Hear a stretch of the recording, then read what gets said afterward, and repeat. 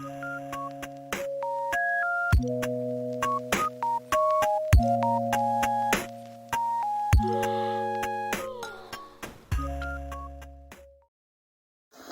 guys, good morning. I hope you all had a lovely night.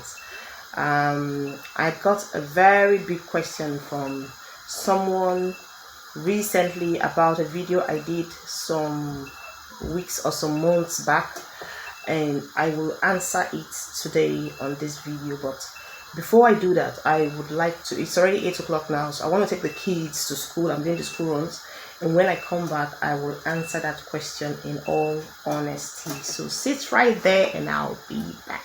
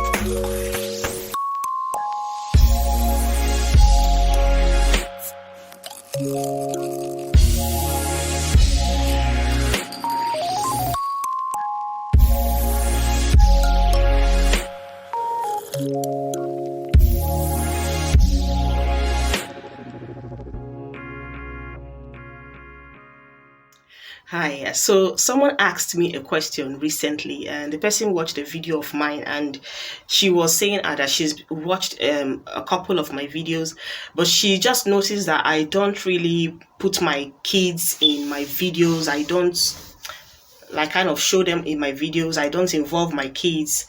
And I was like, yeah, I am not interested in that, and that's a reason for that. Number one, the kind of content I create does not necessarily need my kids around. Like, I don't think it's not necessarily about them. It's not really, if it's not really something that has to do with kids, though kids could be involved in one way or the other. There could be topics that have to maybe concerns them indirectly, but I don't see the need to put my children. I'm not a family vlogger. And then secondly, I think, from my own opinion, from my own point of view, I'm not interested in bringing out my kids at this time. My kids are still very young. The first is 9 and the second is 3 years old. Now, when I started this channel, I used to bring out my kids. I used to show them out. I used to do a few videos and then, just put them in the picture.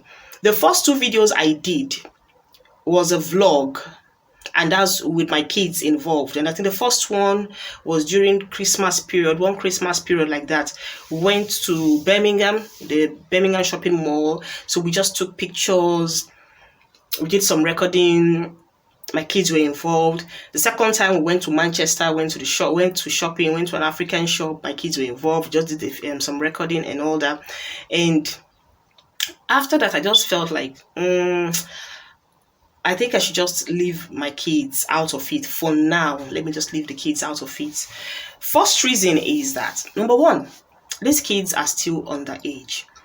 Most of the things they do now, I take the decision for them. Most of the decisions I take or that are taken by me and not by them, because they are still too young to give consent on their own, except an adult is involved.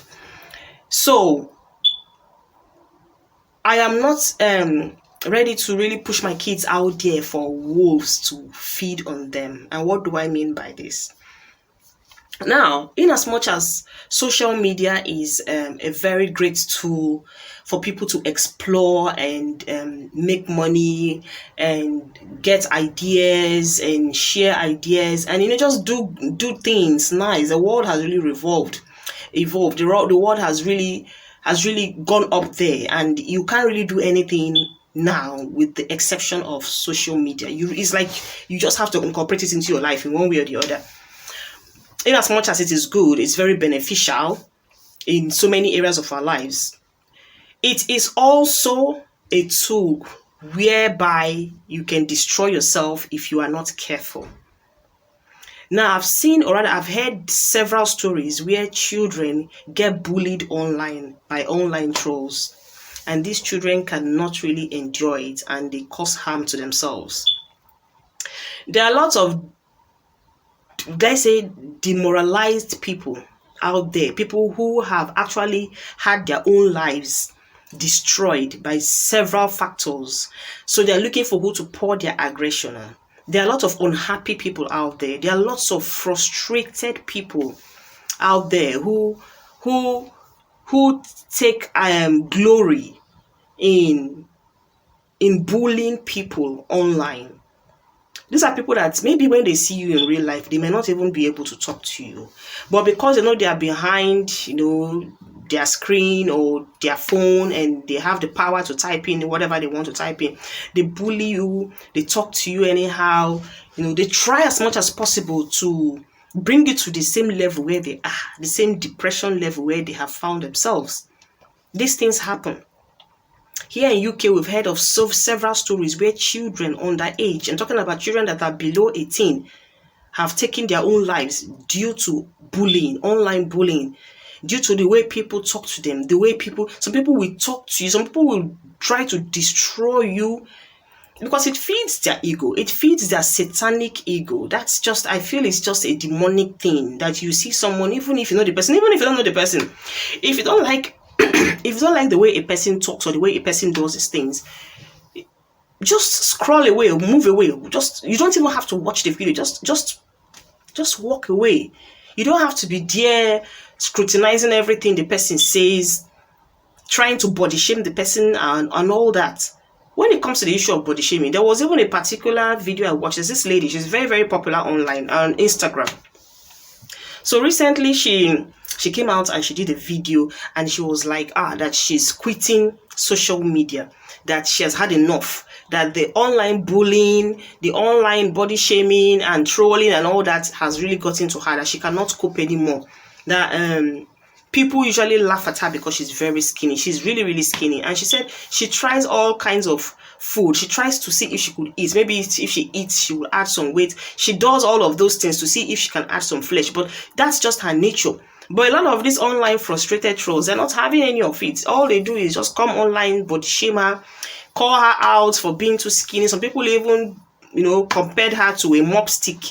That she just looks like a mop stick. It's all hair and skinny body and all that. So what did she do? She was like, okay, she's shutting off social media for now. She's made enough money online. So she's just going to use the money, start a business, and then focus on it. And for now, she's leaving social media. So these are the kind of things people go through.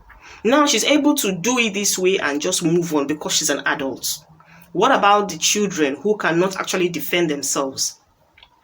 I'm not against people who bring out their kids online to do vlogs and all that. I'm not against it because I myself, I even watch it sometimes. And I like a lot of families I have seen do it. I enjoy their videos. But I just think, me personally, I need to take precaution. Because children, now, especially when they're very, very young, especially like my children that are still very, very small like this, I might be carrying the camera and involving them, and they may be loving it. They may just be enjoying the attention now because they don't even understand what is happening. But what happens 5 or 10 years from now, when they log on to maybe to YouTube or to Facebook or whatever, and they see some nasty comments about them, or even if it's not a nasty comment, they might just look at it and feel embarrassed, like, did I really do this thing then? I don't really like the way I was looking then, or I don't really like what I said, or it should have been better than this. They might just see something that they don't really like. And children that are born here, they're very sensitive. Little things like this, they question every single thing. They question every single thing. Mommy, why did you do it like this? Mommy, why didn't you say it this way? Mommy, why didn't you use this word? You would have used a better phrase to say it this way. But you would, so it's a sensitive issue. It's a sensitive thing, especially when it comes to underage children. If as an adult you can chest the bullets coming from online trolls, what about your children? If as an adult you can cope with the body shaming, or cope with the insults, or the calling out, or whatever that people do online, can your kids actually manage that situation? So if you're strong enough to go through all this, what about the children? So that's just my own, my own reason anyway. I don't have anything against it, but that's just my own reason for not involving my kids. Even if you go to my Facebook profile, you will not see any of my child's picture there. My kids' pictures are nowhere to be found, because for now, I think it's my duty to protect them. It's my duty to keep them away from prying eyes. Is to keep them away from this wicked world. We're in a wicked world, though. We're in a very, very terrible world. The world is like it's even getting more wicked day by day. So try as much as possible to do anything that will protect you, protect your loved ones, protect your family, and that's just it. So anyway, all right. So recently I did a video and someone dropped a comment, or rather a question, in the comment section, and it's a very important question. So I told her, although I answered her there, I actually dropped my answer for her, but I just feel it's a very important question she asked, because a lot of people are in this situation already, and while some are thinking of coming to enter that same situation, and it's very, very good that before you take any major step in life, it's always good you know what you are delving into. Okay, she said she is thinking of coming to the UK to study, and she has 3 children. So she wants to know the possibility, she wants to know how easy, she just wants to know what it takes to come to the UK as a student with 3 children. So I asked her, are you coming with your husband? Are you all coming as a family? She said no, she's a single mother. So now this is where it is a little bit tricky. It's tricky in the sense that if you are thinking of coming to the UK for the purpose of study, as a single mom, it might be a little bit, I'm not saying it's difficult or it's impossible or it's not doable. Of course it is doable, but it might be a little bit hard, in the sense that in this country, it takes 2 to tango. If you are in a relationship or you are married, it's very, very easy. Rather, it's quite easy. I won't say very easy, because even with 2 people together, it's still a little bit of a hard work. It's still a little bit of a stress on each other's shoulders. But it's a little bit manageable when you are 2. At least you help each other. Like if you're married now, and maybe one person is a student and the other person is not a student. The student, when the student goes to school, the other couple or the other partner, that is not a student, can take care of the kids. Or when one person goes to work, maybe you do the day shift. When you come back, the other person goes for his night shift. You just try as much as possible to intertwine your responsibilities or your day-to-day tasks into each other. You just try as much as possible to see how you can work flexibly with each other, just to make life easy for you, for the purpose of the children. Now, a lot of single mothers here struggle with this issue. A lot of people have the intention to do so many things. Some of them have the intention to work. Maybe they have a certain job in their mind and they want to do it, or they have a certain course they would have loved to go back to school to study. But when they think of the child care involved, when they think of who to leave their kids with, especially when these kids are really, really underage, it's very, very difficult. If your kids are grown, fine, that's a different thing entirely. They can take care of themselves. But whereby you have children who depend on you for everything. Because I asked her, how old are the kids? She said the first one is 11. So, when your first child is 11, even the 11 years old child is still a baby. Especially in the eyes of the UK government, the child is still underage. So what happens when you have to go to school and maybe your kids at that point are not, maybe they're not going to school, they're not in school? Or what happens when your course timetable falls out of place with the children's school timetable? Or what happens when maybe you finish from your university and you're rushing to go to school and you get there late? There's so many things you should put into consideration. What happens when you have to go for your lecture, maybe early in the morning, and you can't get there on time because you have to drop the kids at school? Or what happens when you get to school, you drop the children late at school because you were also trying to prepare yourself to go for your own lecture that same morning? There's so many things you put into consideration. There's so many things you put into consideration. Okay, as a student, you might also want to work, because most students, when they come to the UK, they also get a job. They try to find one or two things to do. Now, if you decide, okay, you want to go to school at the same time, have a part-time job, what happens when you go to work? Who takes care of the kids at home? Because definitely you can't afford it. It's difficult to afford childcare in this country. It's a whole lot of money. So paying your school fees alone we all know how much school fees is here, especially for international students. It's a whole lot of money. And then you want to now start paying childcare for maybe 3 children. Even for one child is a whole lot. Like, how much are you going to be paid at work that will make you bring out money to pay for childcare and all that? So there's a lot of things that you need to really, really consider. There's a lot of things to put into consideration before you just bundle your kids and you put them on the plane and you start coming to the UK. Ask yourself all these questions. Are you going to be able to look after your children? Are you going to be able to be there for them, knowing fully well that this is a country where you may not, it depends. I don't know if you have families around, but this is a country where you may not have anybody to help you out. You may not have a family, you may not have friends. And even if you have friends, this is a country where everybody carries their cross.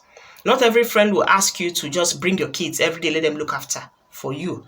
Some of your friends might even be busy going to work and all that. So the idea of just going to drop your children with people for free all the time, it might not be possible. That will be a problem for you. So that's why you should look at it from both perspectives. Okay, fine. If I take the kids, especially when they're underage and I'm going to school, who helps me look after them when I'm not there?